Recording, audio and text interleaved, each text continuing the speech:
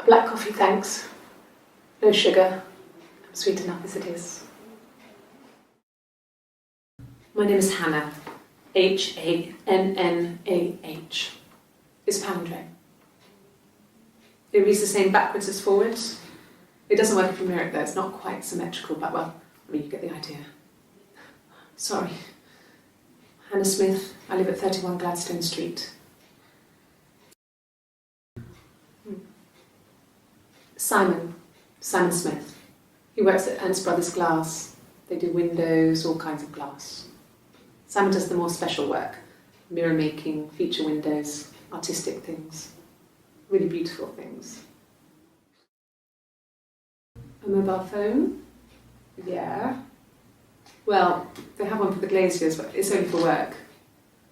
I can't remember the number. Oh, it's in the kitchen. I saw it plugged into its charging cradle. Simon is 6 foot, darkish blonde hair, average build. He's clean shaven. If his beard grows, it goes ginger, so he shaves it. I mean, not that there's anything wrong with ginger hair. I bought a photo. They said a spring photo. This was taken last year on holiday in Rome. It's the best one I have. No, he doesn't have any tattoos. He has a scar down here near his stomach, past his hip. Cut himself with some glass. That was before, a long time ago. He looks just like the photo. He's not got his glasses on here though. He takes them off for the camera. But he needs them to see properly, you know. He has to read a newspaper or a menu in a restaurant. Not book so much, or watching TV. He likes TV. He was wearing a shirt, with a blue turtleneck shirt and jeans. He has a watch. It's a really nice one. That was a gift from his boss, Eric. He had his coat, a long grey duffel coat, like Paddington Bear. He would have taken that with him. It's not in the house. So, it was Friday evening. We had an argument. He left. On Saturday, he didn't come back. I waited all day. He was supposed to go help Eric out with something on the Saturday afternoon. They had a job, but he didn't show.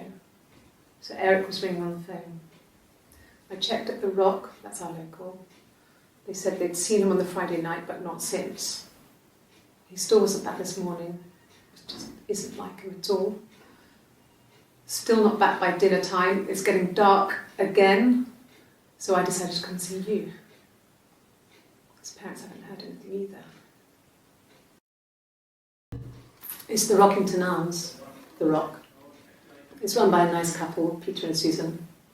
There's some other regulars there that Simon likes to drink with, and the barmaid they're having sometimes, Helen. Peter said Simon had been in and had a few drinks. No. I think he spoke to Helen. She said he was upset about her argument, but I'm not sure what else he said.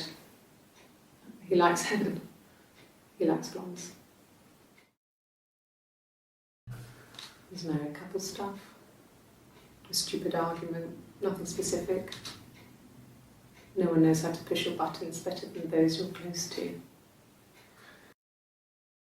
No. I mean, yes, we have arguments, but he never runs off. He always comes back. We make up. It's always that way. A long time. We got married when I was 17. Childhood sweethearts. Something like that. Are you married, detective? Suicide? No. I mean, he would never do anything like that. He is not the kind of person to do anything like that. I mean, to hurt himself? No. No. Not drugs. I mean, he drinks, but never very much. He goes to the pub and has one or two. Sometimes we go together.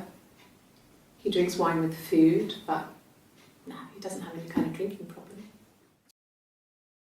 Yes, there's a car that we share, a Cavalier, and a van he uses for work. It's owned by Eric, but we look after it. Both of them are there now, parked in the street. I'm not sure about the keys for the van. I can look for you when I get back. No. I'm not sure what strange would be, but he hasn't been acting odd. He's been busy at work, but nothing too stressful. Sure? Yes, of course, if that would help. Will you phone the house to let me know when you want to come round? Then I can make sure that I'm there. He has a wallet, a huge, silly thing, leather, real leather, I think. He packs it full of stuff, business cards, receipts, lottery tickets. He always carries it in his back pocket. I think that's why he's got a bad back. He offsets the discs. I haven't seen it, so he must have it on him. He always takes it out of his back pocket before, when he comes in, if he's in the house. Yes, that would be in his wallet. It's a Visa, a silver one. He doesn't like to spend money he doesn't have, so he usually pays with cash, but Eric convinced him to get one. Sure, I think. I do all the bills and paperwork and handle all the money stuff, so it should be easy for me to find. Do you want them dropped off to you? Yes, there's an Amstrad one. No one uses it for very much. There's a printer so you can write letters on it. Simon sometimes plays games, you know, climb the tower, save the princess, that kind of thing. No, he doesn't keep a diary. That's my thing. I've kept one, well, as long as I can remember, since I was a girl. It helps make sense of my day. And when you're forced to put something into words, it just gives you perspective. Everyone's on the same page. Simon isn't the type to run off or do anything crazy. Someone must have done something to him, or there must have been some kind of accident. So what do we do next? Yeah, thanks. Please find Simon. I love him so much.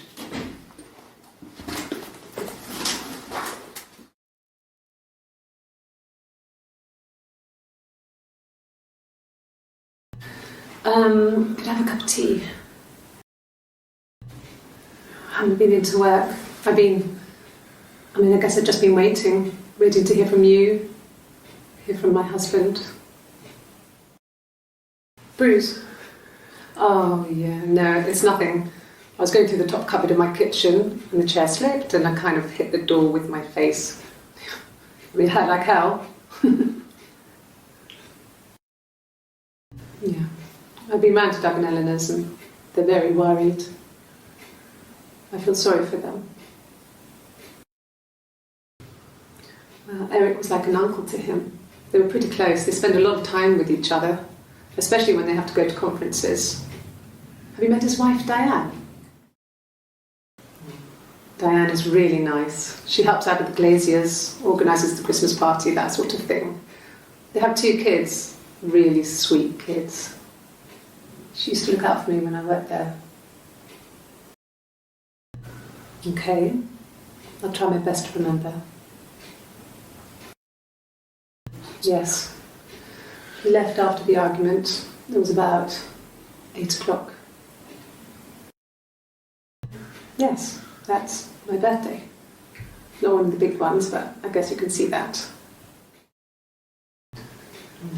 Yeah, I guess. I'm quite a private person and I didn't want to get into the detail of the argument. It was my birthday, like you said. We were going to have a meal at home. We had our meal. He gave me his present. I guess I didn't like the present. It wasn't the present so much. It was one of those arguments that had been simmering for a while. The present was a mirror, a nice mirror. He'd engraved the glass, the kind of mirror a princess would have in a story. He made it specially for me. When you've been married for 10 years, stuff accumulates. We could argue about anything. And he's so nice. That doesn't help. He tries to smooth things over, and that just makes it worse. We're both passive-aggressive, so we never normally argue directly about anything. What about us? I did. Well, we met when we were 17, both working at the Glaziers. Yeah, when I was at school. I worked part-time in the front shop. It was sort of an extended family thing. My dad used to work there, my mum worked there before I was born. I took care of paperwork, filing, typing out invoices, that kind of thing. It was a good job for a girl back then. I didn't work a till or anything though. I was quite shy, so I wouldn't have liked to have worked a till. No, he was as shy as me. I asked a friend to ask him out for me. We had our first date at the Odeon in North End. We went to see Risky Business. I had on my one best dress. Simon paid, and he bought me a whisper, and I was worried about getting chocolate on my teeth. I got pregnant. Both our parents had a big powwow. We weren't even in the room, and they decided we should get married. I guess you could call it that, but we were both happy to get married. It was a beautiful wedding. We had our first dance to Come Back and Stay. I'm not sure if that's a good wedding song, but I loved it. I chose it. I mean, it was genuinely our first dance. We'd never danced together before. It was probably awful to watch, but I enjoyed it.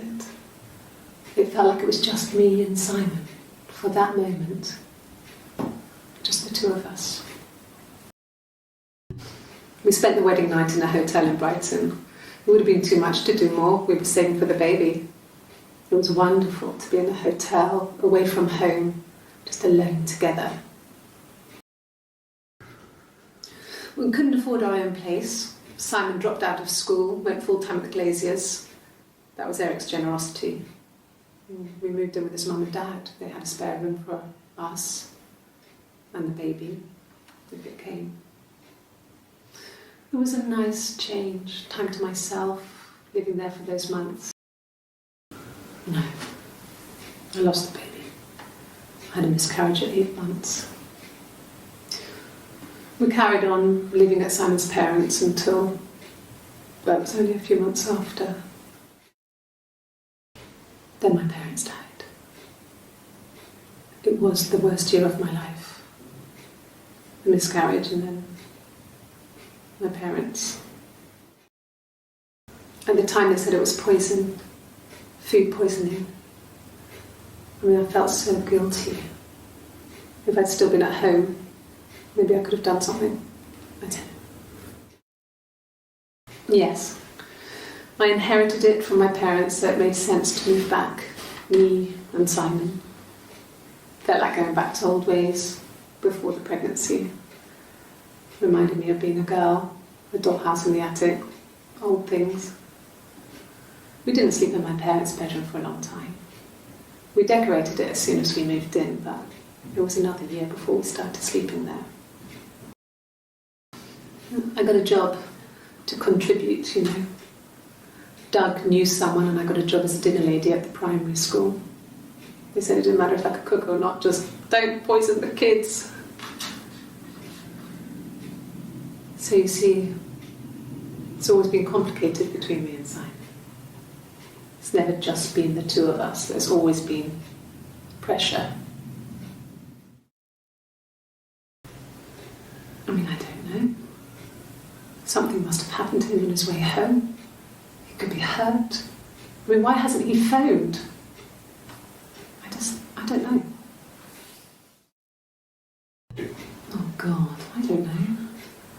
mean, I guess the Rock.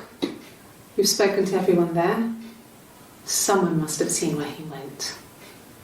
I don't know. So many things could have gone wrong. No. I mean, everyone loves Simon. He was so nice to everyone. He loves me. Fine. I've never had my fingerprints taken before.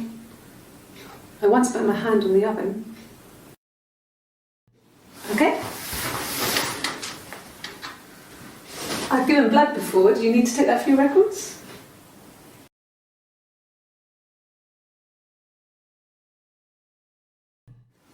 No, it's okay. The other detective has just gone to get me one. Oh, tastes fine to me. As long as it's black and strong, I'm good. Nothing like this has ever happened to me before. The blood. It's probably the worst thing that's ever happened to me. The bruise. I have a really fast metabolism, so stuff like that just comes and goes.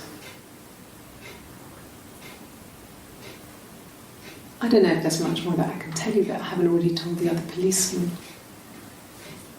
I found the body.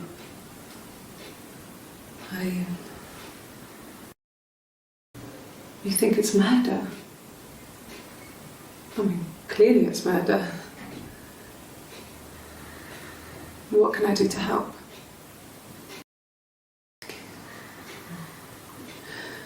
It was after dinner. I'd spoken to Sam's parents on the phone. I looked up for an early night and I suddenly had this thought. I think it was something his mum had said. She'd been speaking about old stuff, sad stuff, about when we lived there, about the baby. There's some boxes in the cellar, nursery stuff we never needed, and I never had the heart to throw out. And I suddenly remembered that when I'd looked down there the week before, those boxes, that pile was in the wrong place. I went cold all over. I went down there with a torch and went straight to the back, and that's when I saw the bin bags. Pulled them open, saw the body. I screamed, and that's when I called the police.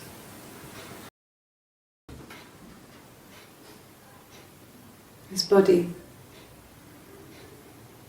it didn't look real. And his throat,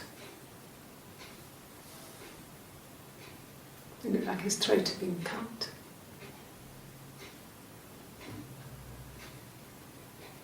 And I didn't see his glasses. He has these thick glasses.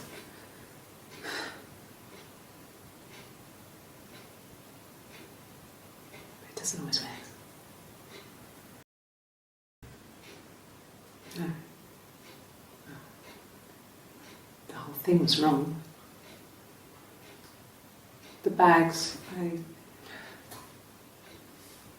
think they were from our kitchen. You can probably check that. We never go into the cellar. It's just a place we put things we don't need. Dad used to grow mushrooms there.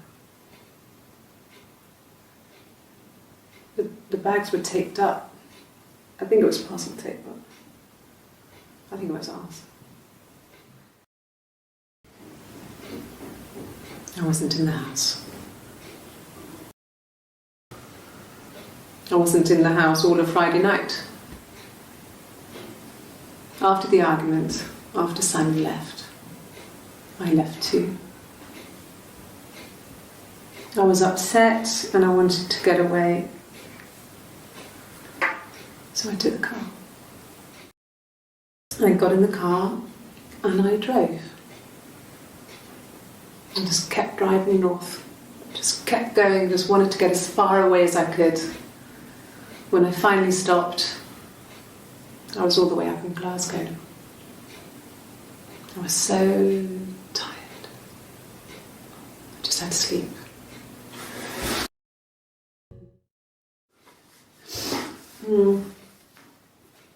I left the next day, Saturday. I slept for a few hours in the car. And when I woke up, I came straight back. Simon wasn't returning my calls and I wanted to try and make up. I got back to the house and Simon wasn't there. And excuse me. Is there a bin?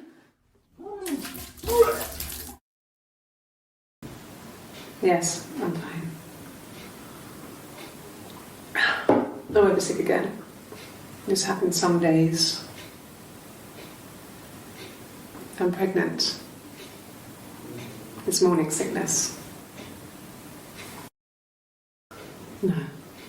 Well, yes. He found out on my birthday. I told him I was pregnant. Yes. It was a shock to him. I mean, we never thought it was possible. I don't know what he... I mean, I hadn't decided whether to keep the baby. I wasn't really ready to talk to him about it. It was late, early Saturday morning. Yeah, I pulled over and slept in the car. This was just by the side of the road. I was exhausted. I think when I drove back it was about 8 or something. And I got back to the house about 3. When you suspect someone of murdering their husband. Okay. So you want to eliminate me as a suspect? Okay. Sounds weird. I'm not great at making up stories.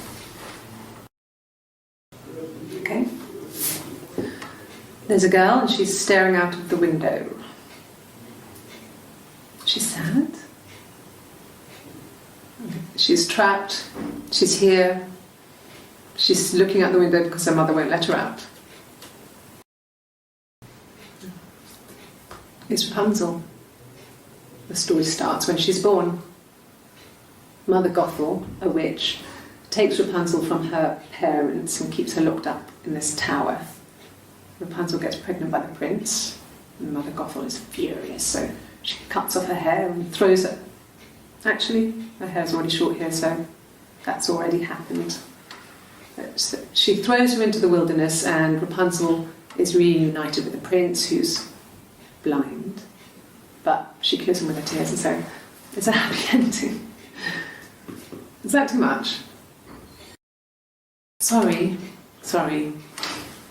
The picture, the way it's drawn, just reminded me of the books we used to read as children. I read those fairy tales over and over, and they were so real to me. Rapunzel was my favourite. My brain is just full of it. Are any of these in colour? Yes. Like a story. A beginning, a middle, and an end.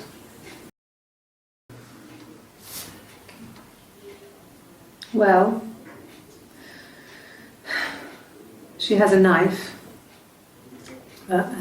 She's been cooking, I guess. She's been cooking him his favourite meal. She's his wife. And he's asleep and she doesn't want to wake him because he's ill. That's why she's sad.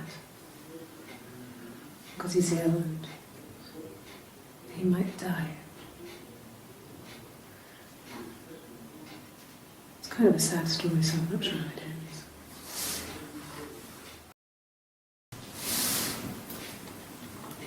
She's crying, I guess. She's sad because she thought she saw her husband with another woman. But it's okay, because she finds out it wasn't her husband, it was his brother. And so it's fine.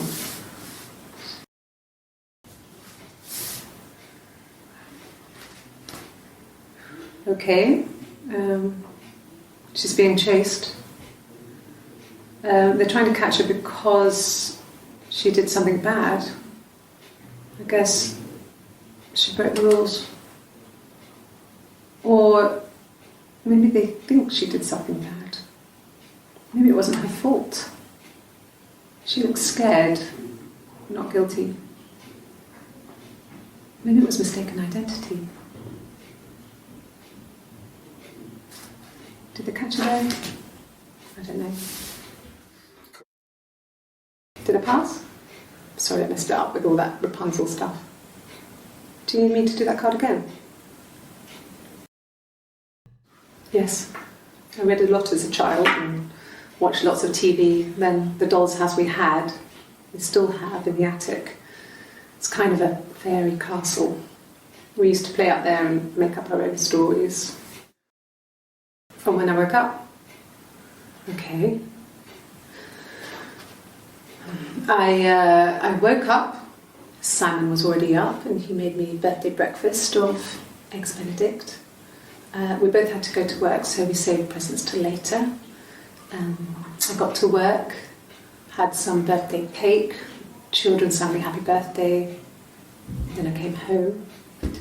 The birthday meal was a takeaway, and Simon gave me his present, which I didn't mind. And after that, we talked about the baby. It turned into a big argument. Simon left. I was furious. I wanted to get as far away as I could and get some space to think. So I left. Yes. I got to Glasgow. I was exhausted, so I pulled over and slept in the car. I woke up because a rubbish truck went past. I got some petrol, bought a coffee and a pastry, tried calling someone from the payphone, and then headed back. Let me see. Yes. I drove in here because I remember well I went over the river, and then there was a church there. Yeah. And I probably parked. Well, I remember seeing a street sign called Princess Street. Yeah, there it is. Yeah, so I'm pretty sure it must be this one. There. Yeah, that's Simon's watch. It was a gift from Eric. He got it this year. It was a wedding anniversary gift. Steel. It would have been Diane who chose it. She has really nice taste. That time, you must eliminate me. I was in Glasgow then. I didn't. I slept in the car. I left about 9 that night. I wasn't there. No, I don't think so. Glasgow was deserted that early in the morning. Asked the hospital. When I arrived in Glasgow, I was exhausted. The streets were empty. I was driving badly. And I hit a taxi. Not a big crash, just paintwork. The guy was so pissed off because I didn't have a driving license on me. But when I told him I was pregnant, he made sure I got to the hospital so they could check me out. It was fine. The hospital must have details when I was looked at. There's a scratch on the car. That should eliminate me as a suspect. If I was in Glasgow, can't be in 2 places at once. I thought it made me sound suspicious. It's not a normal thing to do, to drive to the other end of the country. I wanted to keep it simple. I know it was stupid not to tell you everything. Saying I spent the night in Glasgow when my husband went missing, I thought it would, distract you from what was important. It's different now. Now he's... No. Everyone loved Simon. He's a glazier, he doesn't have much money. I don't know. God, I don't know. Could be anyone. Maybe someone followed him back from the pub. But why would he let them in? Doesn't make sense. Yeah, I had to let myself in. The door locks if it swings too. Yes, I always pull it shut and then lock the bigger lock with the key. No, I don't think it was. I turned the key but it was already unlocked. No, they were shut. Most of the windows were really hard to open anyway. They're stifling in summer. They were painted over by my dad. Could have left a door open accidentally. Or there's a cat flap in the back door. No cat. My parents had a cat before they died called Domino. It was this little black thing with white dots. And we never did anything about the cat flap, but if you were thin, you could maybe squeeze through it. I think so. I mean, to get into our garden, we'd have to climb through other gardens. All the gardens back onto each other, so you'd have to climb over 1, 2, 3 gardens to get to ours. I mean, did anyone see anything? Did anyone see anyone come and go? An intruder? When will the police let me back in the house? And they let me take a bag of clothes with me, but... The mirror. I can't remember. I put it somewhere safe. Upstairs, I think. I haven't looked at it since. Simon's parents offered to put me up, but I didn't think it would be a good idea. It would be too sad. Not right now. I'm staying at a friend's.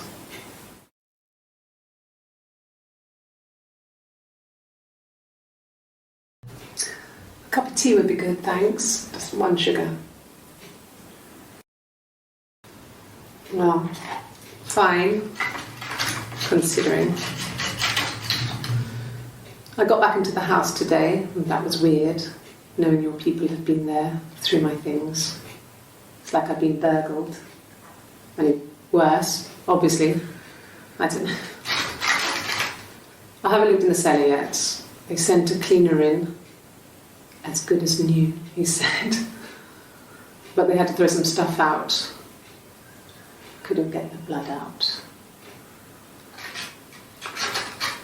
And I'm still waiting to hear from the coroner so we can get a date set for the funeral. It's going to be a cremation. So,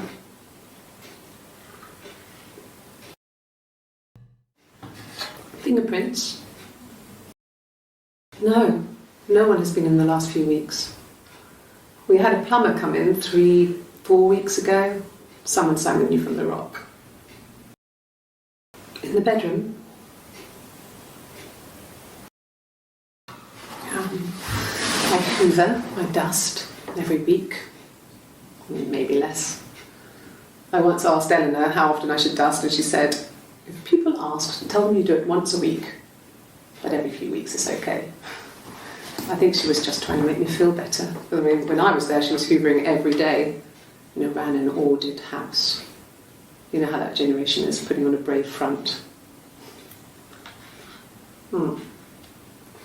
She has secret stashes of cigarettes. Doug doesn't even know she smokes. When I was there, I saw her. She has these sort of porcelain vases, ornamental, next to the Reader's Digest books. Cigarettes inside.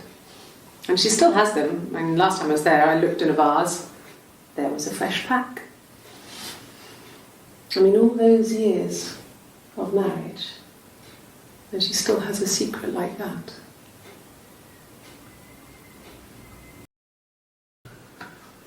And a week or so ago, it would have been the Saturday before my birthday. I get like that on the weekends, have a lie-in, then want to get up and blitz the house. Yes, yeah. I would have cleaned them. I changed the sheets too. With the fingerprints in all those places. Could they have been my parents' fingerprints? I'm not sure how long they last for, but is that possible? That can't be right. In the bedroom. I sleep on the right side of the bed as you come in from the door. You can tell because I have 2 pillows and he just has 1. What kind of hairs? A wig? You mean... what type of wig? No, I've never worn a wig. What kind of wig? Could the hairs have come from somewhere else? I mean, could they...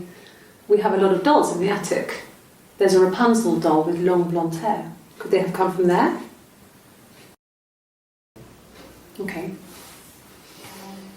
I parked up in the street. It was busy, so I had to park down the end of the road. Walked up, knocked on the door, no answer.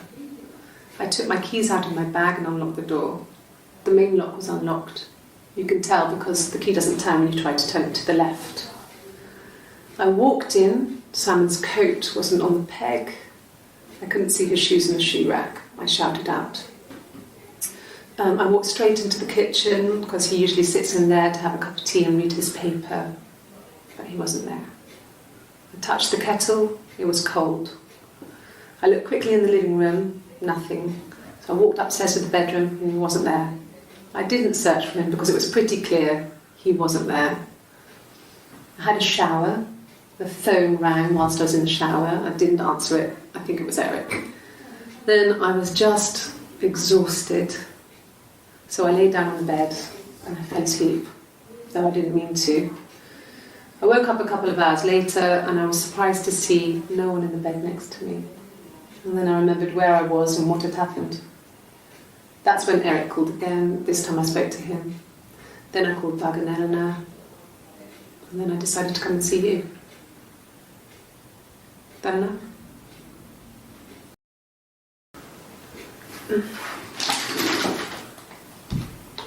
Yes, this is it. He made it himself. It's a special one-off. He made it and decorated it. That's his thing. Where did you find it? Silver leaf? No. He normally silvers them properly. This mirror, it's supposed to look antique. The reflection isn't as good. It's the perfect mirror for someone who doesn't like to look at their own reflection. Look, on his clothes, that would make sense. He made it. By hand. I mean, he brushes the silver onto the glass. It's not how they make mirrors these days. I mean, he made the mirror and he gave it to me.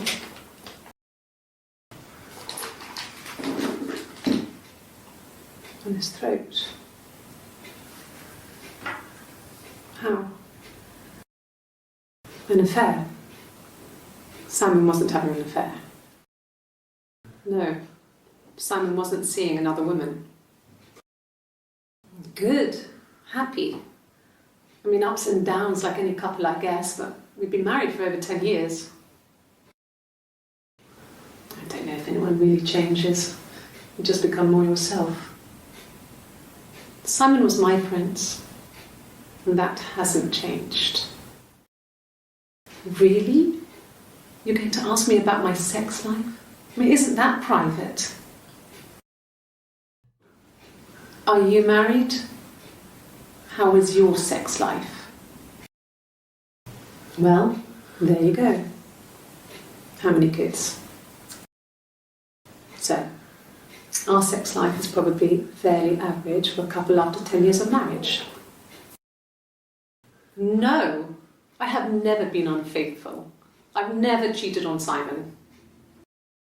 No, you're talking to the wrong person if you think I'm some kind of slut. If you think I'm the kind of person that would have had sex with all those guys. I mean, not really. He would go to the pub. He had his drinking buddies there, but no one ever really came back to the house. Sometimes Eric, his boss, and his wife would come over for dinner. That would be us returning the favour. Diana's a really good cook, into her trendy ingredients. And the last time Simon cooked something off MasterChef, he got the recipe off CFAX, and I did my Lloyd Grossman bit, commenting from the sidelines. I had to find fennel from the supermarket. Have you ever eaten fennel? Hurt someone? Yes. But everyone thinks that from time to time, right? You just want to lash out. Well, my friend Eve. I mean, she was a friend from when I was a kid, and she was always more popular with the boys, and I used to hate her for it. I mean, really hate her sometimes. Yes. We'd fight. We fought on the beach once, and I held Eve's head underwater. There was no one else around. It was at the far end of the beach, and I held her head under, and I kept it under. And for a moment, I just wanted to kill her and watch her drown. But that was it. It was just a moment. We made up afterwards. It was a love-hate relationship. A police station. Yeah. When I was young, we ran away on my birthday. Bob Dylan was playing in London, and we thought we could break into his tour bus and have him take us with him. The taxi driver we paid to drop us off. I mean, we'd saved money, pinched a bit here and there to pay for the fare. He was suspicious because we were so young, so he told the police. So they came and picked us up and took me back to Portsmouth. My mum picked me up from the station. But I blamed everything on my friend Eve, so my parents let me off. Maybe a fresh cup of tea?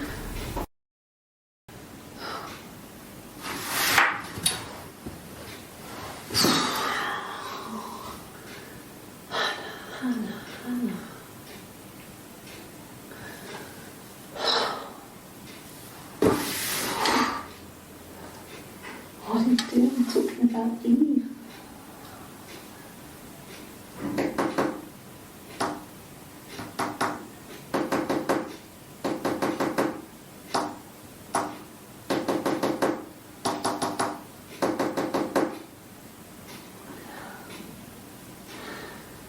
Poor Simon.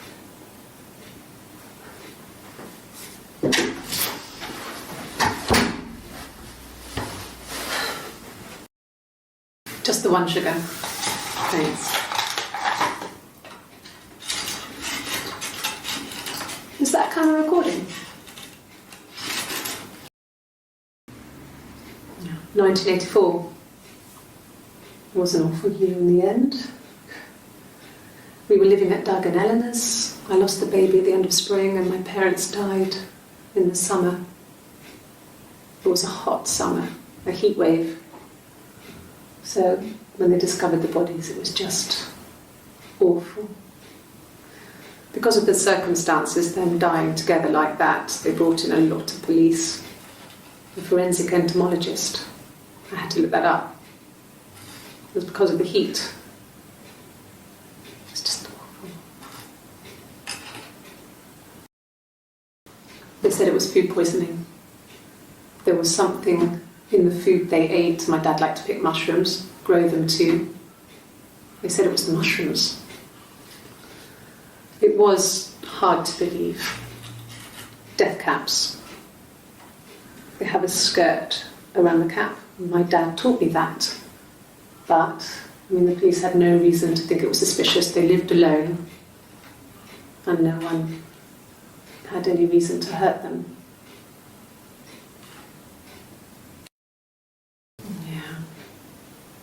They'd gone to bed feeling ill, thinking it was flu or something.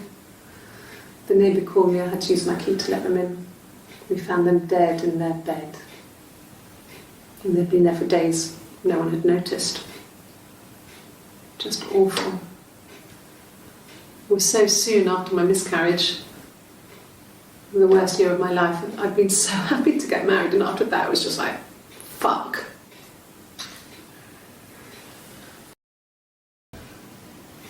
Yeah. I mean, I was infertile.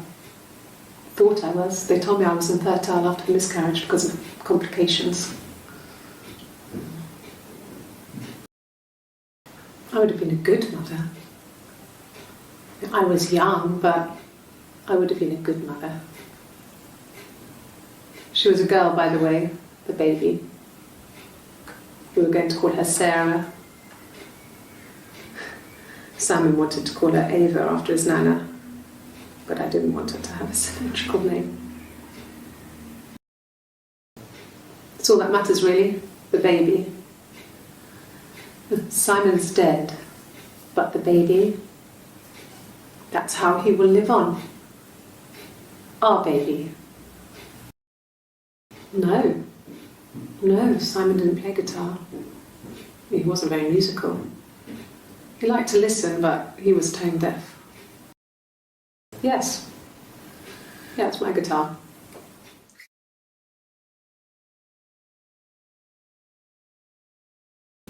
Black, no sugar.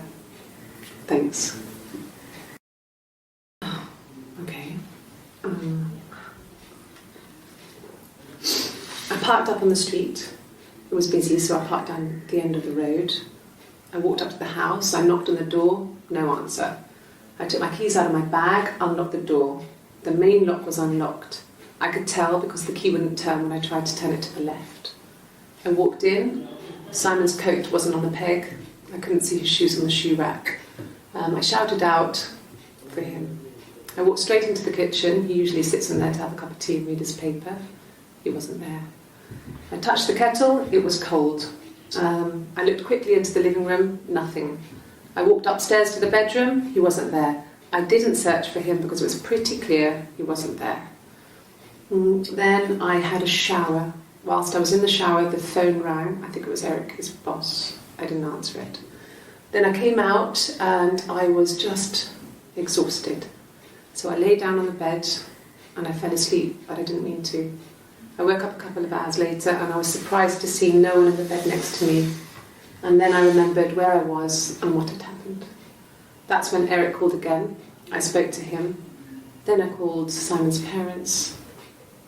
And then I decided to come and see you.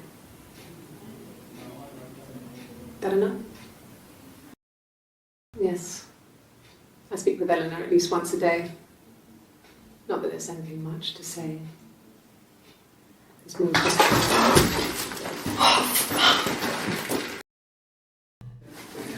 No, I'm okay. Fuck.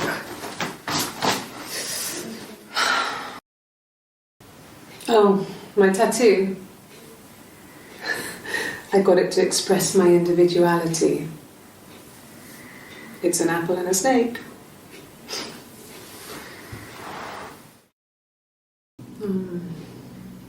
About 8 years back. It was a present to myself. I shouldn't even be drinking coffee with the baby. It's been hard trying to give it up. I think they say you can have 1 cup. You have children? Cute. You must love them very much. What ages are they? Must think it's very cool that their dad is a police detective. Yeah, we were 17. It was a nice wedding, people said. Simon looked very handsome in the photos. His parents paid for everything, but he's an only child, so it was important to them.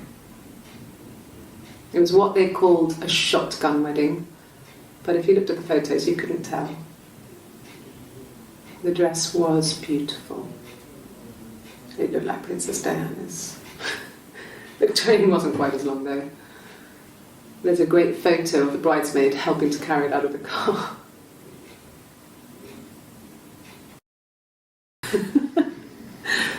Was he my first? No need to be so coy. No, he wasn't my first. That would have been Carl. He was a local boy in a band. He was a bit of a shit. But he was sexy. We were 15. No, I was 15. Carl was older.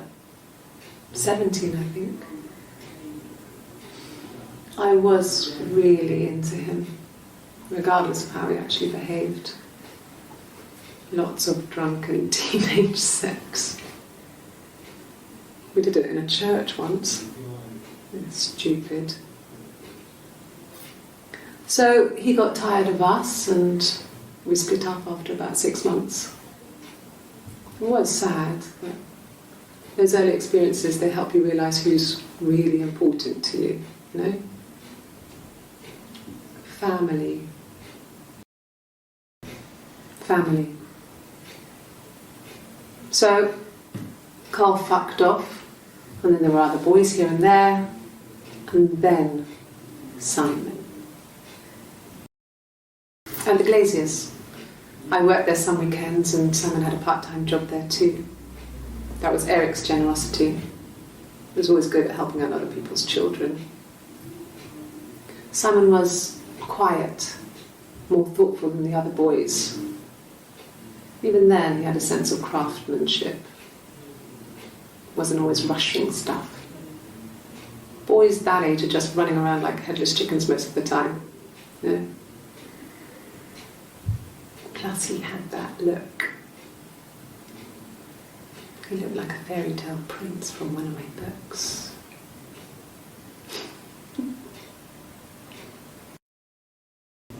I wouldn't say that. It could be passionate. It's just, it was more than that. It wasn't just sex like I had been with the other boys.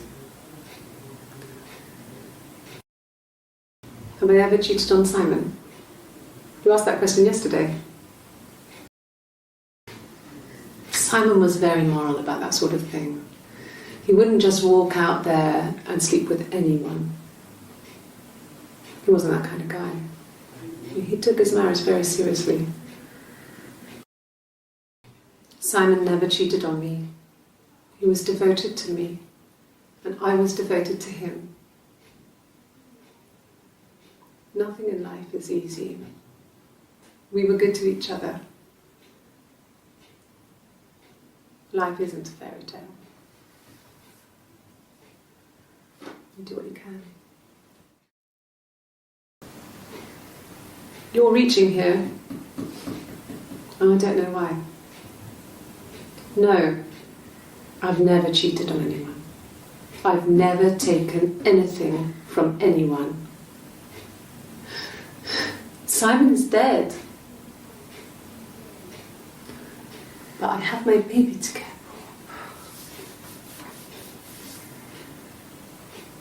for. Why are you trying to make me sad? Why are you so obsessed with sex and affairs? You cheated on your wife. Is this your thing? And what did your wife do? She didn't kill you. You think I killed Simon because he was having an affair? Well, I didn't kill him. I wasn't even there. I was in Glasgow worrying about whether my baby was still growing inside me. I mean, why would I kill Simon? I loved him. This other person doesn't exist. I don't know what the blonde wig is, but it could be anything. Have you looked at the cat flap? I mean, what if they were crazy? You hear about these crazy people all the time. I mean, why would anyone who knew Simon want to kill him? No. I've had enough coffee for today, thanks. Glass of water.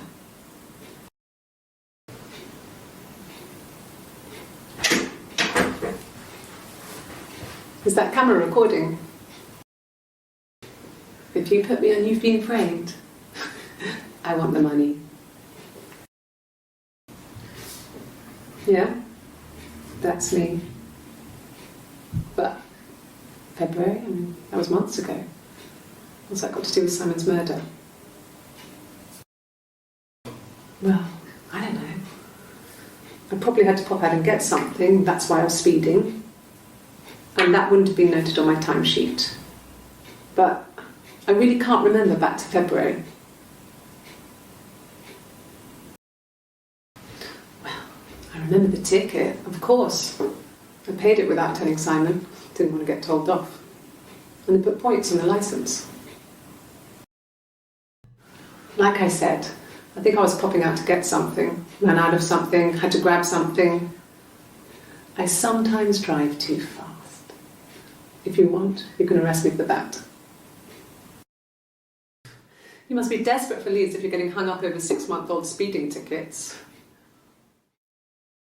There was a conference, something to do with double glazing. In Oxford? Are you sure? What would he be doing in Oxford if there was no conference? I remember calling him. He said it was boring and he spent most of the time at the bar. And the hotel said he was there? Okay, you got me. I'll confess. We were there. It was a dirty weekend. Simon was going to expense it, pretend it was a business trip. I used a made-up name.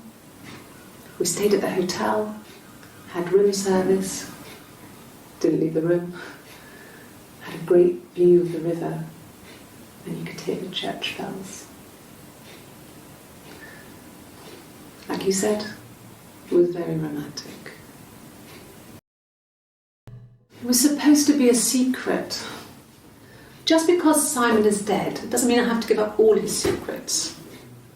It doesn't have anything to do with what happened to Simon. No one murdered my husband because he cheated his expenses for a romantic weekend in Oxford. You want me to play something? Well, I'm not the world's greatest guitar player.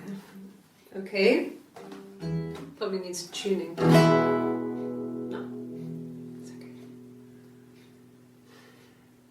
How about a traditional ballad? Should be right up your street.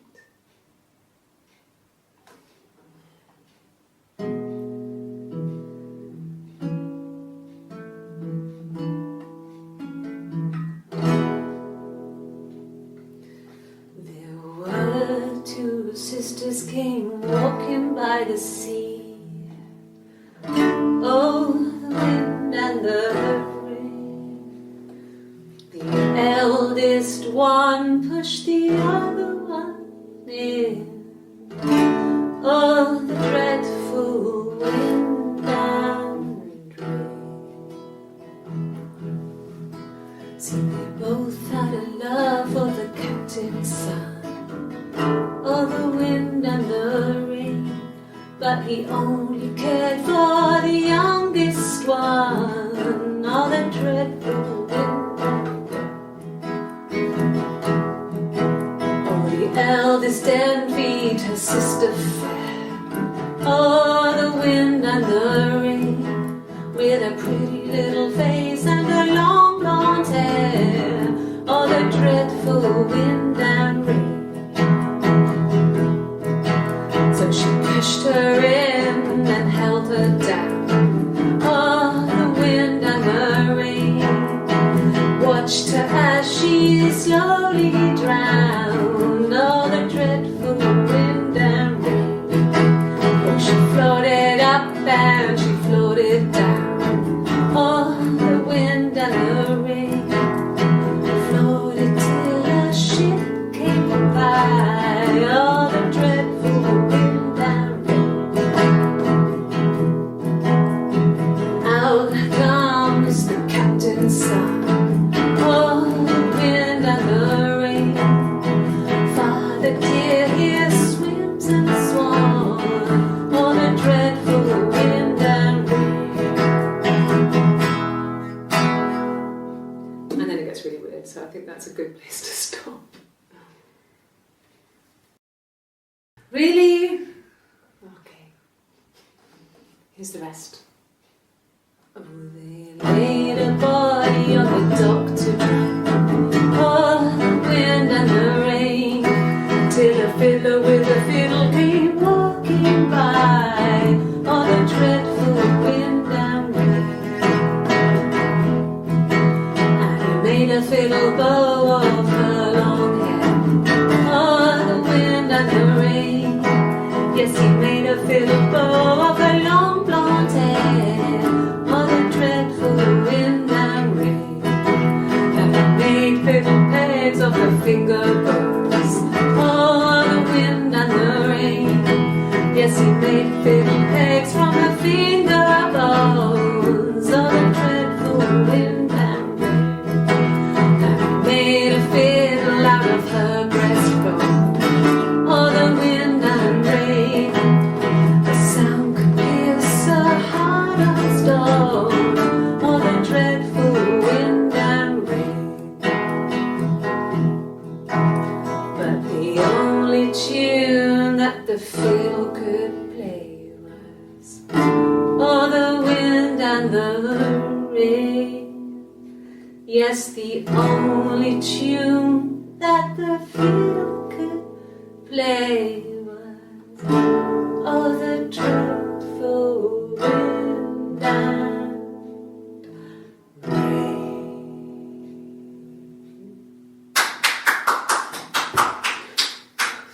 Anything you sing may be used as evidence against you. Simon and Eric arguing? No, I can't imagine they'd be arguing. And they get on so well. Unless it was something to do with work. Maybe Simon was being too much of a perfectionist. But I don't know. You should ask Diane.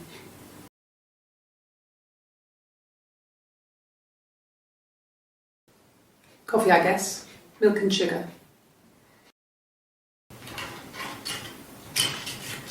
This is the third day running you've called me in.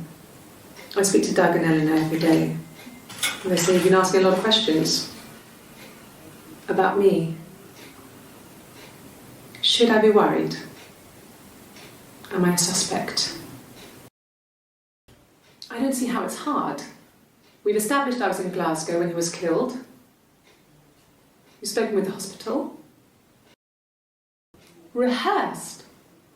You ask me the same question, you'll get the same answer. Is that your evidence? Of course I thought about what happened then. It's all I've thought about.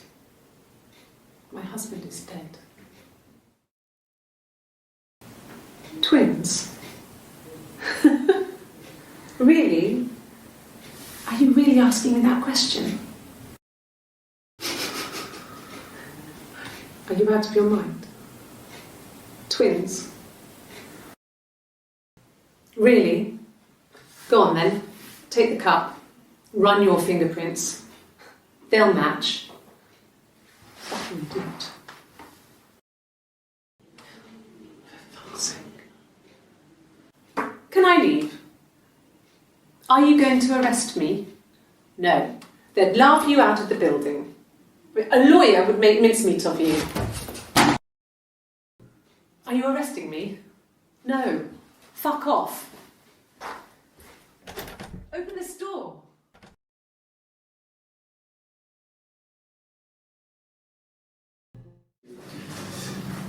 This is nice of them. This is where you take people when it's time to arrest them. Yes, I understand my rights. No, I don't need a lawyer. Yes, no lawyer. What are you going to arrest me for? I didn't murder Simon. You've got it wrong. You've got the wrong person. Yes, I'll take a lie detector test. I've never taken a lie detector test before. Does it really work? Yes, my name is Hannah Smith. Oh, shit. Sorry. Sorry. Yeah, I get it. Yes. Yes. Yes. No. Yes. Yes. No. No. No. I can take this stuff off now. Did I prove I'm innocent? My name? That was the only question I failed. Your lie detector works.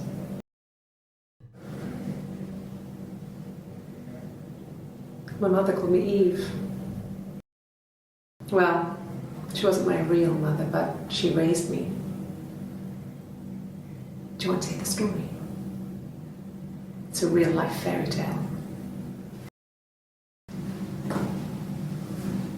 Across the road, where my parents first lived there, was a midwife called Florence.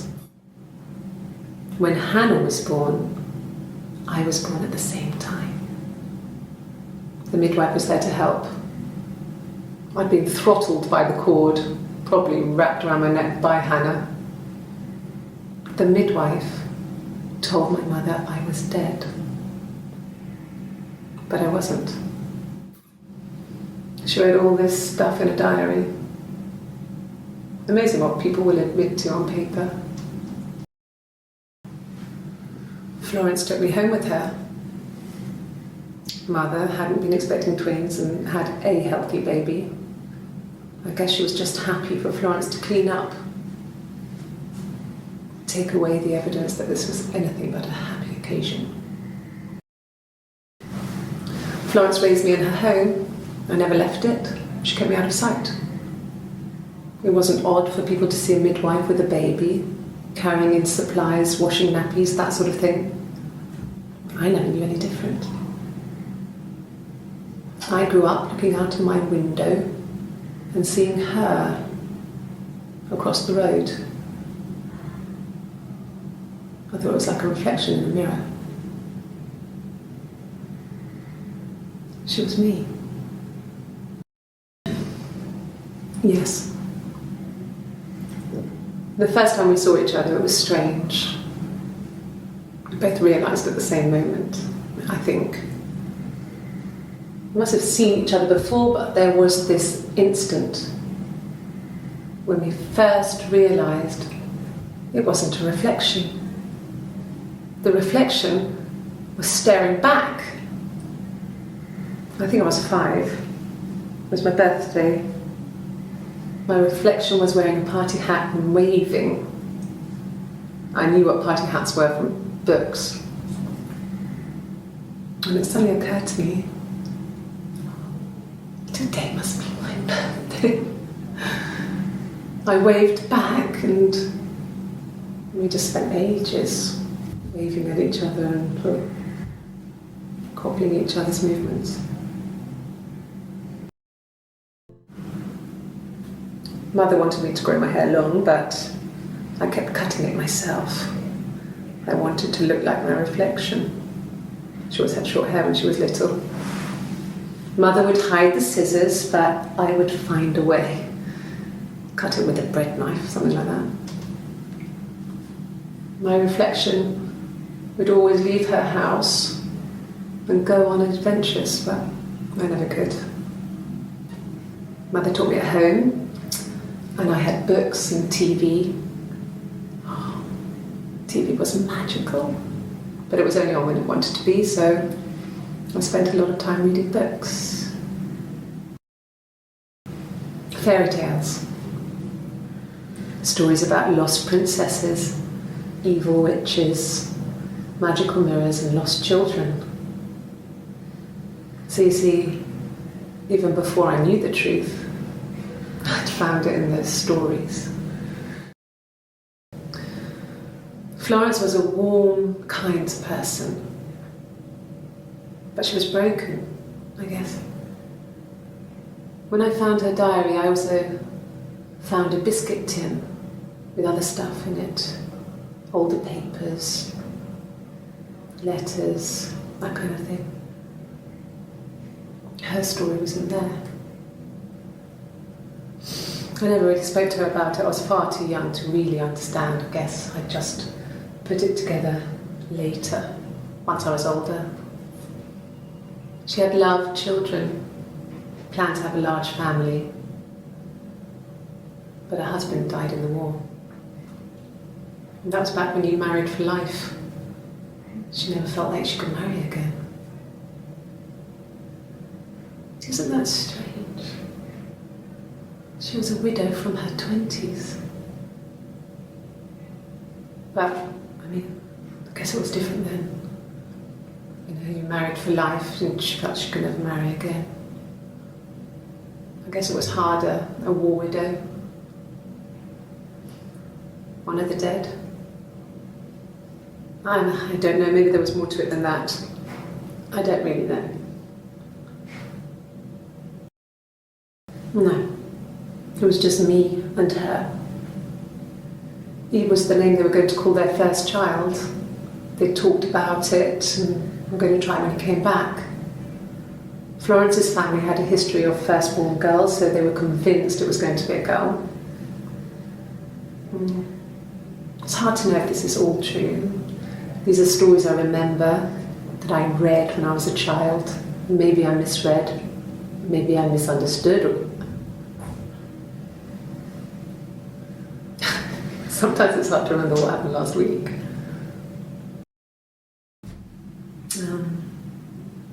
When I was 8, Mother died. She slipped down the stairs. It was an accident.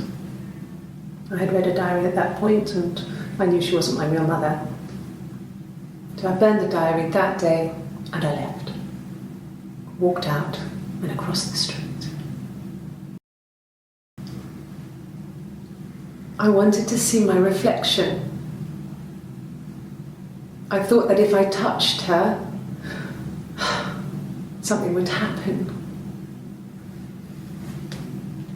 We would become one. One girl. The fairy tale was over, the witch was dead, and I'd be restored to my rightful place. She recognised me from the window. She told me to come inside, and she hid me. They had made the attic into a place where Hannah could play. There was a dollhouse. She hid me up there. No one else ever went into the attic. It was her place. I'm not sure where the dollhouse came from. I don't know if it was given to them or they inherited it. And they wouldn't have had the money to buy it. It was so huge. It must have been taken up to the attic in parts and then reassembled up there. It's a beautiful thing.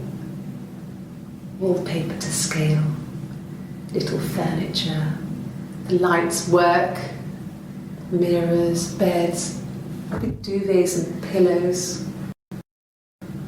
We spent hours and hours playing in it, invented all these characters and families who lived there. We wrote paperwork from them all, passports, diaries, and gave them all really elaborate stories. Once, a moth got trapped in there. We'd left a light on. It was making the most horrendous noise. We tried to kill it, but it was tough. We ended up crushing it under a copy of the Arabian Nights. It just became our way of life. We would swap places and take it in turns to do things. And we were very careful. Whoever had been out that day would come back and write a detailed diary so that we were on the same page. We had a list of rules that said what we could and couldn't do in any given situation. It was exhaustive. We lived a second life through those rules. Rules for things that could only ever happen inside our imaginations. We would consider all the permutations of future events and agree rules to walk our way through them. If one of us got hurt, the other one would have to be hurt too. A grazed knee, a bruise. When I lost my tooth first, we had to pull out Hannah's to match. Once, I slept with a boy who was seeing another girl. The girlfriend came up to Hannah the next day and punched her in the face, gave her a huge black eye. That night, she had to do the same to me. But she almost went too far. I couldn't see out of that eye for days. She snuck frozen peas up for me from the kitchen.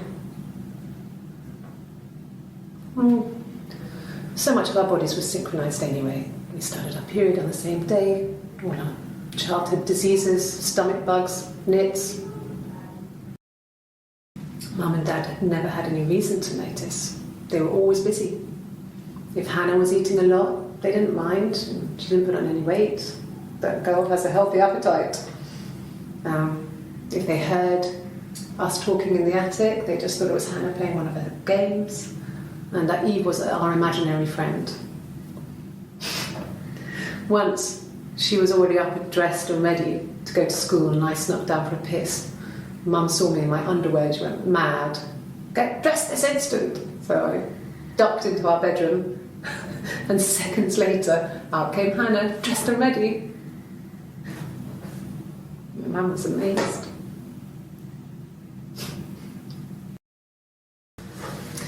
When we weren't together, we'd send secret messages by tapping out a code that we'd learned from a book, the knock code, something prisoners of war would use. We'd tap them out on radiator pipes or the attic floor.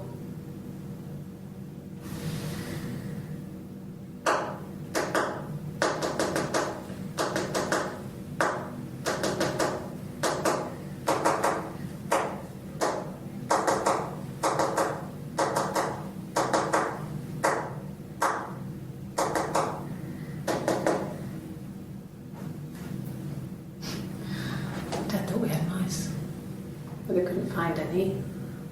Bought a cat anyway.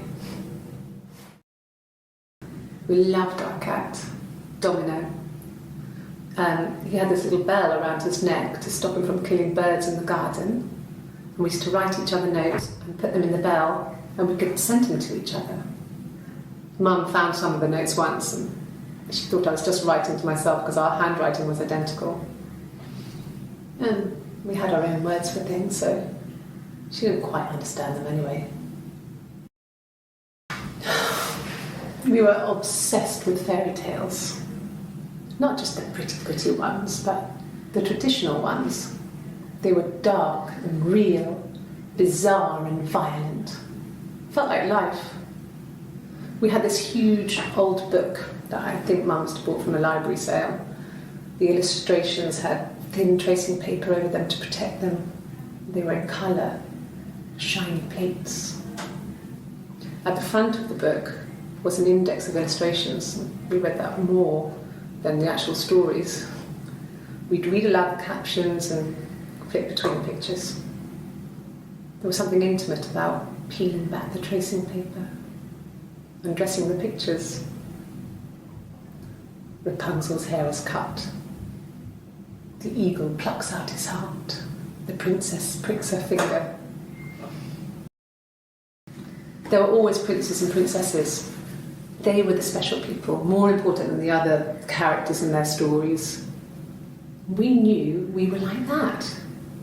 Twins. Magical. We were the princesses. We had a poster of Princess Diana from the newspaper up in our attic. Had a pride of place. And underneath we used to put all our special things. When her engagement was announced, we were obsessed with everything she did. And later, when her life went so bad, we felt for her. Her divorce last year just kind of drew a line under things. When beautiful people died, we always felt like it was a sign. You remember Princess Grace? Grace Kelly? She died in a car crash the year before we met Simon. We used a Ouija board to speak to her, and that gave us the power to find him. That's what we thought then. That people who died tragically leave some kind of magic behind. We used to share dreams. We used to wake up and write them down in our diaries immediately and compare them. Mum and Dad never knew what was going on and got so good at it. We were so in sync that we'd use each other to cheat. If one of us had a hangover, the other one would go to school. Whoever was best at a subject would sit the exam. There were lots of differences between us. Some things one is better than the other at. Differences? She's a better driver than me. She passed the test for us. I tried to take it and nearly crashed the car. Learned that you can't rely on confidence to get you through everything. She is the shy one. She was especially shy around boys. If Hannah liked a boy, I would have to pursue him. It was that way with Carl. Hannah met him first. She had such a crush. I let him take my virginity after a night that his band had played at. It got difficult. When I was with Carl, we would have sex, but Hannah couldn't let him see she was a virgin. She had lots of excuses. After a while, we decided that I should take Hannah's virginity. It's not that different to a bruise, pulling a tooth, a graze. We used a hairbrush. After that, we took it in turns, though I was always the one who seduced the boys. Until Simon. Hannah was so smitten with Simon. She started getting jealous, didn't want to share. Even the first date, we went to see Tom Cruise at the Old Odeon.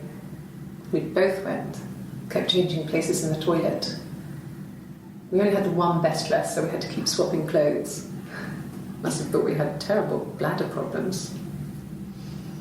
The next date, it was my turn. At the end, I let him kiss me, but that was it. We didn't want another Carl on our hands, and the Ouija board had said to hold back. After that, it was Hannah's turn, and she slept with him. Broke the rules. Deliberately broke the rules. She wanted to be the first to sleep with him. I mean, that's when she got pregnant. From that one time. Can you imagine? I tried to get pregnant too, but it didn't happen. I slept with so many boys, men. My body refused. I think my period stopped because hers had. I was pretty ill. I mean, how could we stay the same now? I felt like Hannah had really fucked things up. Set us down separate paths. We had become different. No. The parents decided there would be a wedding. And after the wedding, Hannah moved in with his parents. There was no way I could follow. So we were separated again. I stayed in the attic. It was hard.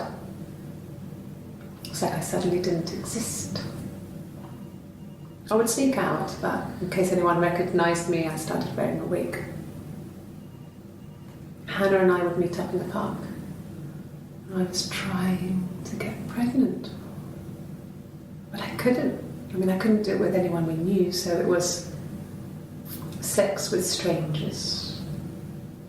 Drunk guys I'd met in clubs, parks and alleyways. I was 17. It felt like I was being punished. But it was Hannah who had betrayed us. I had to stop when one of the guys gave me an STD.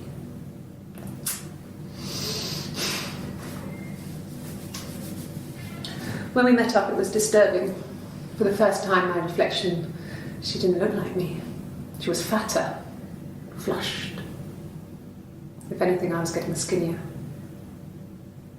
I found it hard to look sometimes. We talked about what to do. Was it time to become our own people?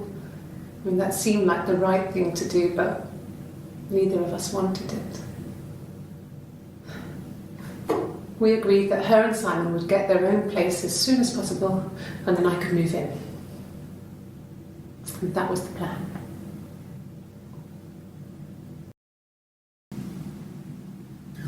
Hannah had a miscarriage. This was late in the pregnancy and it left her infertile. Felt like the universe had corrected its course. We were aligned again. But Hannah and Simon were still living with his parents. They were married. Simon had a job at the Glaziers now. Eric had given him a full-time position after he left school. And then I was living in the attic. It was a very hard time. I was depressed, was still pretty sick of the STD. And I came down one morning and they were dead. They were in bed and both had been sick. They'd thrown up a lot. And I'd slept through it.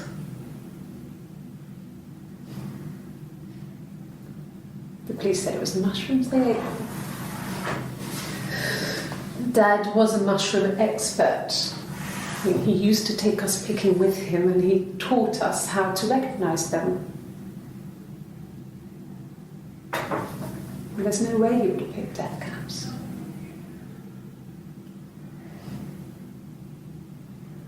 But the police believe that's what happened. They never even looked in the attic.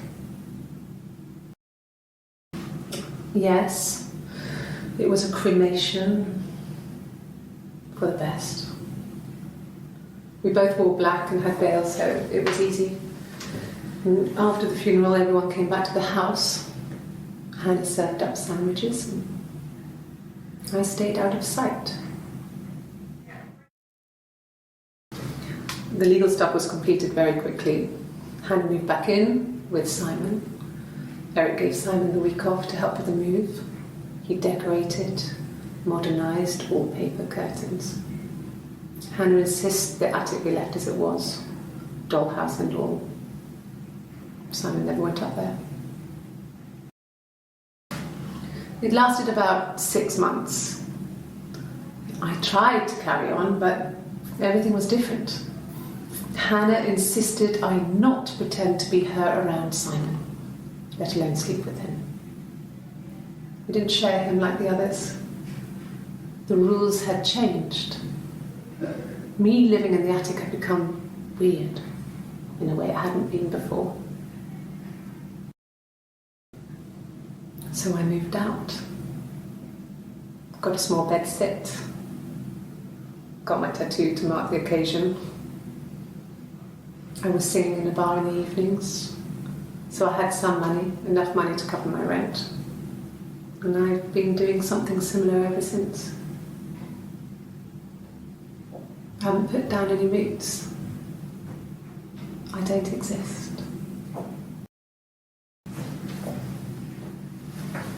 He saw me singing one of my shows, pure chance. Not sure I remember what he was even doing there. Afterwards, I had a drink at the bar and he came over and we got talking. I knew who he was. Obviously I knew who he was. But he didn't know who I was. He was fascinated by the likeness. He guessed my name from my tattoo.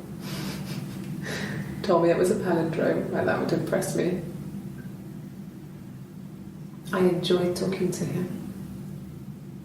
It was amazing to be able to sit and interact and talk to him after all this time. He didn't tell me he was married. I'm not sure what he was thinking. He later told me it was like he was dreaming. A waking dream. No. No, he wasn't wearing his wedding ring. Nothing else happened that night. We talked, then I said goodbye. Then next week I was singing in the bar again, and there he was. And again the next week, he offered to buy me a meal. I told him I had already eaten, and so we got chips and ate them on the beach instead. When we said goodbye, he asked me to kiss him. Romantic. Yes. I thought about telling Hannah. I felt guilty after the kiss. But then it began to feel like this was the way it should be. Sharing, like we had before. He never mentioned her to me. There was the Simon with me and the Simon with her. It was almost like it was a different Simon. But after the kiss, the next time, he took me back to the house, to our parents' house, to their house. So, it was definitely him. I sometimes think he wanted to get caught to prove to himself that we were different people. He told me about his marriage, told me how his wife was completely different to me. I almost burst out laughing. I think it was that time, the first time at the house, in his bed, that I got pregnant. Amazing, right? This fucking magic sperm. And they say lightning doesn't strike twice. I didn't tell him. I missed 3 periods. I had pretty irregular periods anyway, but 3. I had always thought we were infertile. Both of us. I didn't tell him. Just waited. Hannah and I were meeting for our birthday, and I told her because I thought she would be happy for us both. I think she was. No. I told her it was one of my boyfriends, someone I had met in the bar. I think she was happy. But I could tell she was thinking, why couldn't it happen to her and Simon? They were the ones with the real life. Why not them? Then she told me she wanted to help more. She said I should move in with her. She would come clean with Simon about me. I was family. I couldn't have a baby in a bedsit. I told her I didn't want to tell Simon. Told her to wait for the time being.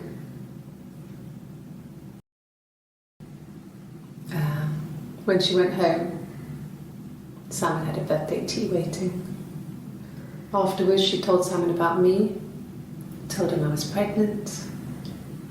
She wanted me to move in with them, this sister he didn't know she had. She knew that instant. The look on his face.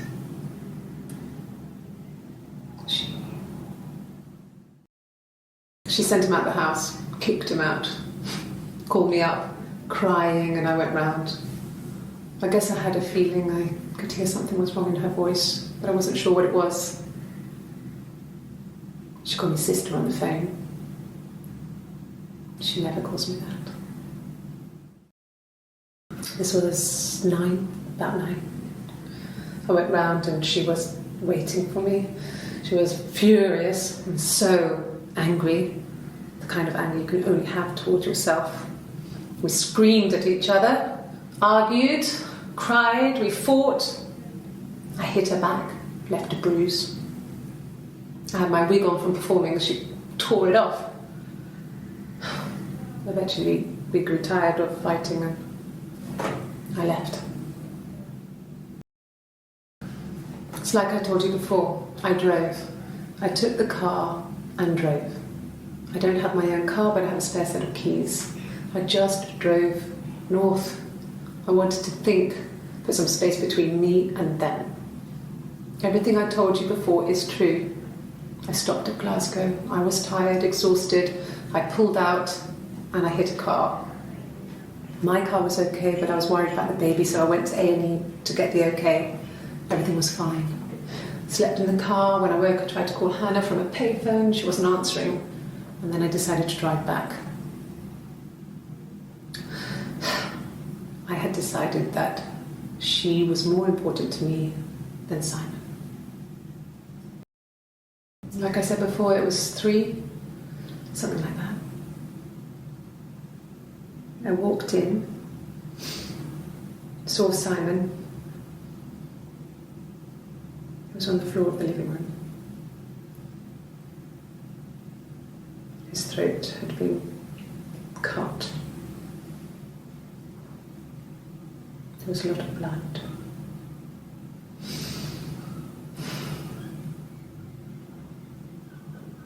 Yeah, he was dead. She was sat behind him. She had my wig on. And she'd been there all day.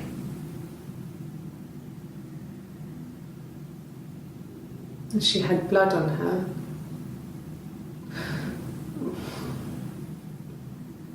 And she was in shock. Her story is that she'd waited for him to come back.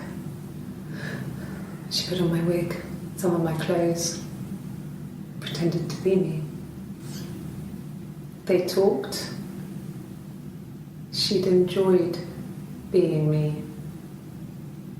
He said he wanted to be with me. Then he took out a present, another mirror, just like the one he'd given her earlier. That unique present. She went crazy, smashed the mirror.